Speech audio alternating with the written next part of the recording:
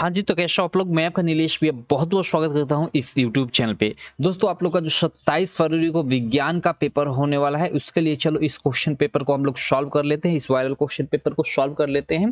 बाकी मैं कहूँगा, अगर चैनल को अभी तक आप सब्सक्राइब नहीं किए हो तो चैनल को सब्सक्राइब कर लेना और बेल आइकन को भी दबा लेना, जिससे मेरी सारी वीडियो की नोटिफिकेशन आप सबको मिलती रहे। और दोस्त, इस वीडियो के अंत में आप बताना कि आप लोग के 20 क्वेश्चन में से कितने सही हुए। ठीक है, चलो हम लोग इन क्वेश्चन को बारी बारी से करते हैं। आप मुझसे पहले कमेंट बॉक्स में आंसर देते रहना।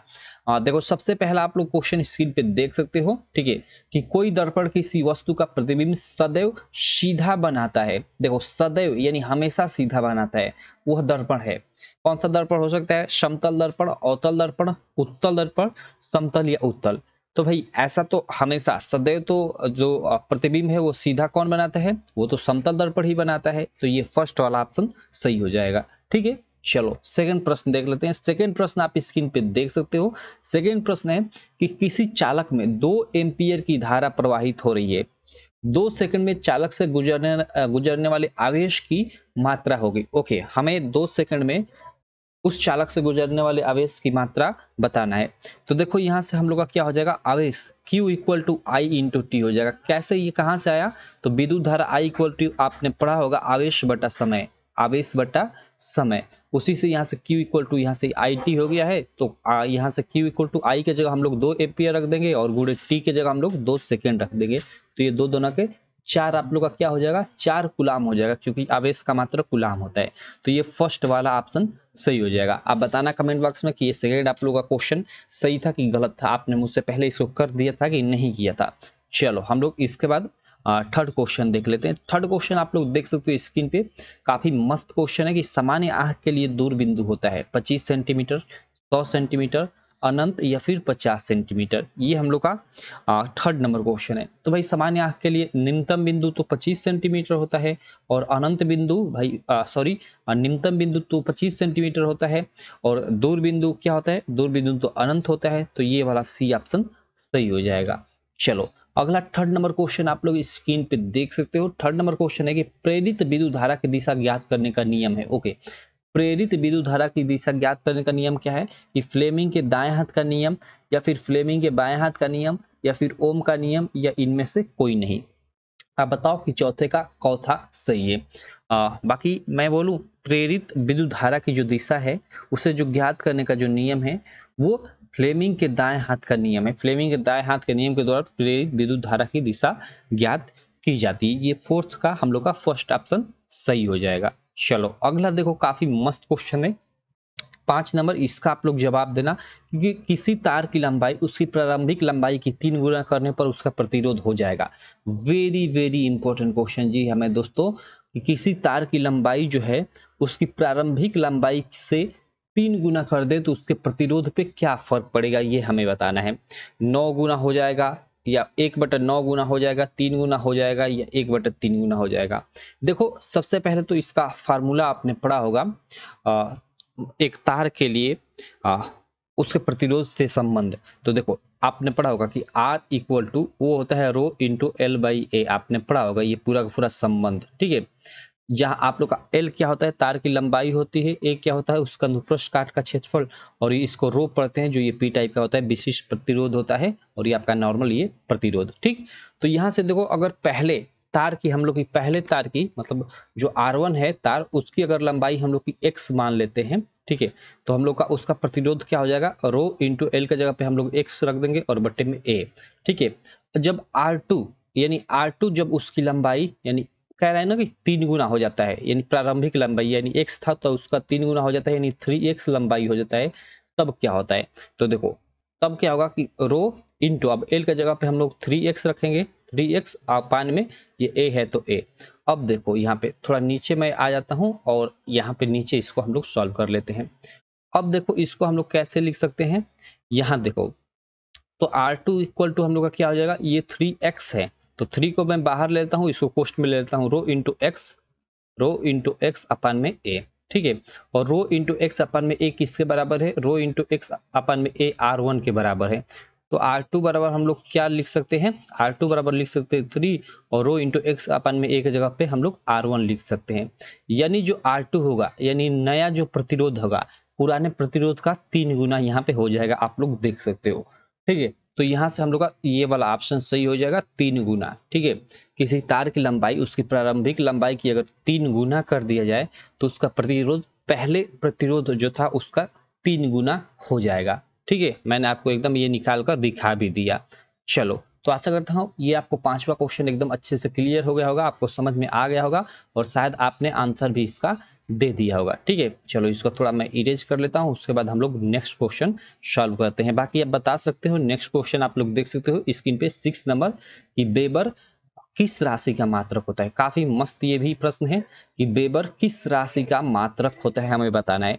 चुंबकीय क्षेत्र की तीव्रता का, या विद्युत क्षेत्र की तीव्रता का, या चुंबकीय फ्लक्स घनत्व का, या चुंबकीय फ्लक्स केवल। ओके, इन 4 ऑप्शन में से आपको बताना है कि वेबर किस राशि का मात्रक होता है। तो भाई वेबर तो सब लोग जानते होंगे शायद, चुंबकीय फ्लक्स का मात्रक होता है। तो ये वाला आपका सही ऑप्शन हो जाएगा, डी नंबर वाला, प्रश्न संख्या 6 के लिए। ठीक है, आप लोगों में से बताना कि प्रश्न संख्या 6 और 7, ठीक है 6 7 नहीं 5 और 6 किसका सही हुआ, अपने मन से आप बताना। ठीक है, चलो आगे हम लोग देखते हैं। 6 के बाद हम लोग 7 नंबर प्रश्न देख लेते हैं कि निम्न में से कौन आहार श्रृंखला का निर्माण करते हैं। ओके, इसमें से हमें ऑप्शन में से बताना है कि कौन आहार श्रृंखला का निर्माण कर रहे हैं। पहला है घास बकरी तथा मानव, सेकंड है कि हाथी मछली तथा घोड़ा, थर्ड है धान गेहूं तथा आम, और फोर्थ है ऑप्शन की बकरी गाय तथा हाथी। ठीक है, यहाँ पे देखो अगर हम आहार श्रृंखला की बात करें तो एक दूसरे पे बेस्ड, तो पहला ऑप्शन बिल्कुल राइट हो जाएगा। देखो घास है, ठीक है, तो घास को कौन खाया जाएगा, घास को बकरी खा जाएगी। तो उसके बाद देखो बकरी है, और बकरी को भाई आप सब लोग जानते हो मनुष्य भी खाते हैं। ठीक है, तो ये आप लोग का एक तरह से आहार श्रृंखला हो जाएगा। तो ये आहार श्रृंखला है, ये फर्स्ट ऑप्शन सही हो जाएगा। ये शायद आपका ना एकदम कहोगे कि ये हम लोग के फिजिक्स के किस चैप्टर से है, तो आप लोग का लास्ट में एकदम शायद जो पर्यावरण से रिलेटेड एक चैप्टर है उसी का है ये क्वेश्चन। ठीक है, चलो ये हम लोग के साथ फिजिक्स वाले पार्ट से ऑब्जेक्टिव हो गए। अब हम लोग खंड ख में अंतर आ जाते हैं। ठीक है, सॉरी खंड ख नहीं, मतलब उपखंड ख, खंड अ के उपखंड ख में, जिसमें अब आपके केमिस्ट्री वाले पार्ट से आपके ऑब्जेक्टिव रहेंगे। तो चलो इनको भी हम लोग देख लेते हैं, क्या दिक्कत। ठीक है, सबसे पहला यहाँ पे आप लोग ऑब्जेक्टिव देख सकते हो। जो पहला सबसे ऑब्जेक्टिव है आप स्क्रीन पे देख सकते हो कि निम्नलिखित में अम्लीय लवण कौन सा है। ओके, हमें अम्लीय लवण बताना है। तो अम्ल सीधे सीधे आप जानते हो, जहां अम्ल आ गया वहां H+ आयन आपको मिल जाएगा। तो यहाँ H+ आयन नहीं है, यहाँ भी नहीं है, यहाँ भी नहीं है। देखो ये सेकंड में H+ यहाँ पे आयन है। ठीक है, तो ये वाला आपका राइट ऑप्शन हो जाएगा, ये अम्लीय लवण होगा।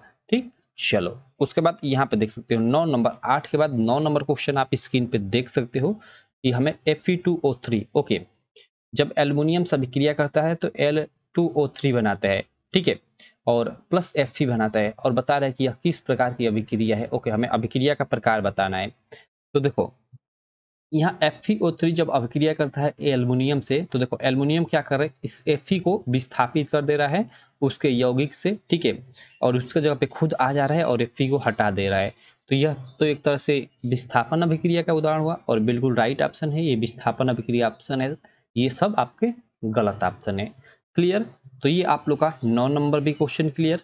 चलो अगला हम लोग 9 के बाद 10 नंबर प्रश्न देख लेते हैं।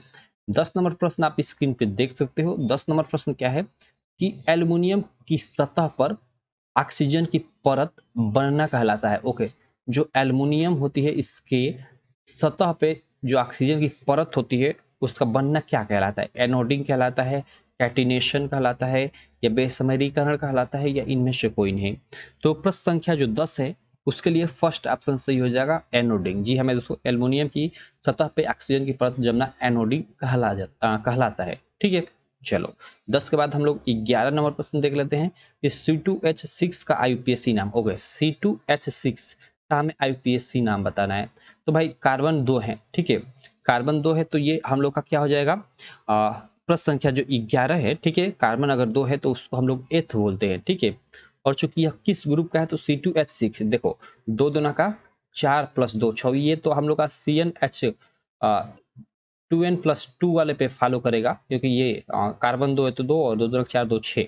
ओके, ये आपका एल्केन पे फॉलो करेगा, तो N, ये N इसमें जुड़ जाएगा। तो ये आप लोग का क्या हो जाएगा, ये आपका एथेन हो जाएगा। ठीक है, ये आपका एथेन हो जाएगा, ये एथेन का आईपीएसी नाम है। ठीक है, मतलब इस C2H6 एथेन होगा। ठीक, सिंपल। तो इसका आईपीएसी नाम एथेन ही होता है, तो ये आपका बी वाला ऑप्शन सही हो जाएगा। चलो 11 के बाद हम लोग 12 नंबर प्रश्न देख लेते हैं। 12 नंबर आप प्रश्न स्क्रीन पे देख सकते हो कि पीतल है। पीतल क्या है, पीतल के बारे में हमें बताना है कि पीतल है एक धातु है, अधातु है, उपधातु है, मिश्र धातु है। भाई कोई भी मार देगा, मिश्र धातु। ठीक, चलो ये हम लोग का 12 नंबर क्वेश्चन हो गया। 13 नंबर क्वेश्चन क्या है, आप स्क्रीन पे देख सकते हो कि निम्नलिखित में से दुर्बल अम्ल है। ओके, निम्न में से हमें दुर्बल अम्ल के बारे में बताना है कि इनमें से दुर्बल अम्ल कौन है। HCl, HCN, HNO3 या H2SO4। H2SO4 तो भाई प्रबल होता है। इसमें अगर दुर्बल अम्ल की बात करूं सबसे, तो वो HCN है। इसको आप डायरेक्टली याद रखना। इस क्यों है इस पे मैं नहीं जाना चाहूंगा, नहीं तो ये बहुत ये लंबा टॉपिक है। आप ये केवल ऑप्शन सहित ही याद रखिए, सेम टू सेम अगर आपके एग्जाम में फंसता है तो आपका यही ऑप्शन दिया रहेगा सारा का सारा। ठीक है, तो HCN आप लोग याद रखना। क्वेश्चन नंबर 13 के लिए सेकेंड ऑप्शन सही हो जाएगा। चलो अगला हम लोग 13 के बाद 14 नंबर प्रश्न पे चलते हैं। ये अब आपका उपखंड ग यानी अब आप बायो के सेक्शन से हो जाता है। चलो तो इसको हम लोग देख लेते हैं। फर्स्ट प्रश्न इसमें क्या है कि मेंडल के अनुसार मटर के शुद्ध लंबे पौधे का जीन प्रारूप होता है। देखो मेंडल के अनुसार शुद्ध लंबे पौधे का जीन प्रारूप तो वो कैपिटल टीटी होता है, और शुद्ध बौने का स्मॉल टीटी होता है। ठीक, तो शुद्ध लंबे पौधे का पूछा है तो ये हो जाएगा, और अगर स्मॉल पूछे तो स्मॉल टी हो जाएगा। क्लियर। चलो उसके बाद हम लोग अगला प्रश्न देख लेते हैं। 14 के बाद 15 नंबर प्रश्न। 15 नंबर प्रश्न क्या है, आप लोग देख सकते हो कि स्वपोषी पोषण हेतु आवश्यक है। फर्स्ट ऑप्शन है कि कार्बन डाइऑक्साइड तथा जल। अब देखो यहाँ पे स्वपोषी पोषण हेतु आवश्यक है कार्बन डाइऑक्साइड तथा जल, तो बिल्कुल ये आवश्यक है। अब इसमें आप और ऑप्शन नहीं पढ़ते हो, 15 का पहला ही देख ले कोई सही हुआ और ए पे ही आपने गोला भर दिया, तो ये आपका गलत हो जाएगा। क्यों, क्योंकि देखो आगे भी तो हो सकता है भाई एक दो ऑप्शन सही। तो कार्बन डाइऑक्साइड तथा जल, क्लोरोफिल, बिल्कुल ये भी राइट ऑप्शन है, ये भी राइट है। सूर्य का प्रकाश, ये भी स्वपोषी पोषण के लिए आवश्यक है जो पत्तियों में बनता है। ठीक है, तो भाई ये तो तीनों ऑप्शन सही है, और चौथा ऑप्शन बोल रहा है कि इनमें से सभी, मतलब ये सभी सही हैं, तो बिल्कुल ये राइट ऑप्शन हो जाएगा। आप लोग का 15 का डी वाला ऑप्शन रखना होगा। क्लियर। चलो उसके बाद हम लोग देख लेते हैं 15 के बाद 16 नंबर क्वेश्चन आप स्क्रीन पे देख सकते हो। 16 नंबर प्रश्न है कि लार में कौन सा एंजाइम पाया जाता है। ओके, पेप्सिन पाया जाता है, एमिलेज पाया जाता है। ठीक है, इस चीज को एमाइलेज भी बोलते हैं हम लोग, या एमिलेज भी बोलते हैं, या ट्रिप्सिन पाया जाता है, या लाइपेज पाया जाता है। देखो लार में कौन सा एंजाइम पाया जाता है, तो इसका ये बी वाला ऑप्शन सही हो जाएगा। जी हमें दोस्तों एमिलेज, अथवा एक और होता है टाइलिन, आपने नाम सुना होगा। ये दो काफी फेमस आप लोग के लार में पाए जाने वाले एंजाइम होते हैं।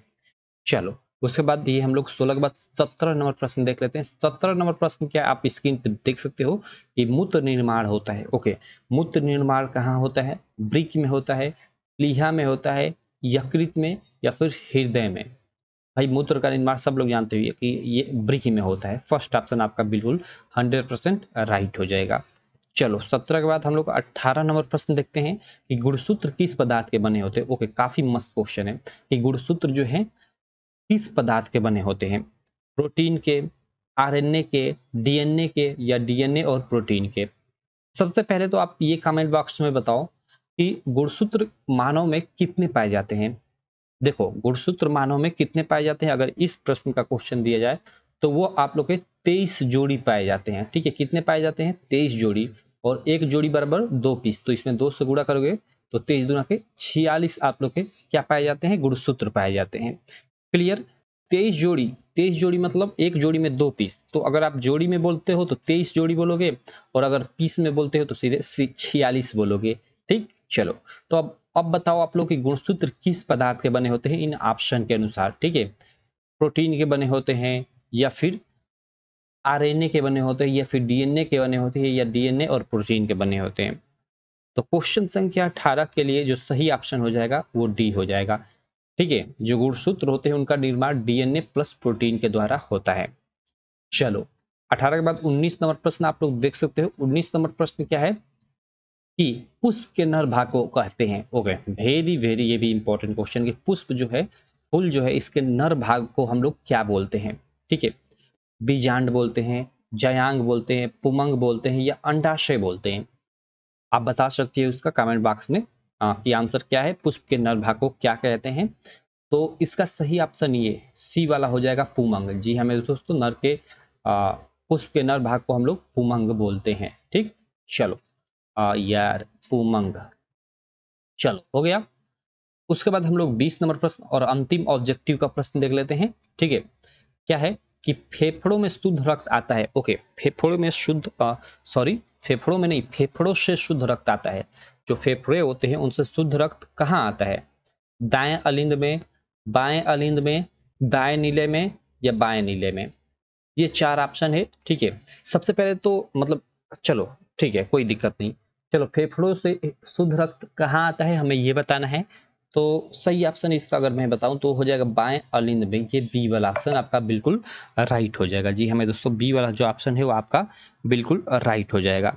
ठीक है, तो चलो आप लोग का क्लियर। तो ये आप लोग का 20 ऑब्जेक्टिव क्लियर। आप बताओ कि आपका इन 20 ऑब्जेक्टिव में से कितना आपका सही हुआ। ठीक है, और बाकी देखो आप आपने जितने भी 9th के स्टूडेंट है ना, 9th के जितने भी आपके मतलब इस साल 10th में जा रहे हैं, उन सभी भाइयों को मेरे चैनल के बारे में आप लोग बता देना। ठीक है, उनको चैनल अगर वो मोबाइल यूज करते हैं तो चैनल के बारे में मतलब लिंक ही भेज देना, या किसी वीडियो को लिंक भेज देना। आप बोल देना कि सब्सक्राइब कर लो, क्योंकि मैं 9th का अभी आपका जब 4 तारीख को या 3 तारीख को लास्ट पेपर है ना, खत्म हो जाएगा, तो 10 से या फिर 15 से, ठीक है, इसी के बीच में आप जो क्लास 9 की है बोर्ड परीक्षा 2024, यानी जो लड़के 10th में जाएंगे उनकी क्लासेज मैं स्टार्ट कर दूंगा एकदम अच्छे से, चैप्टर वाइज एकदम अच्छे से एक एक चीजें पढ़ाऊंगा, साइंस मैथ या जो भी चीजें हो गया।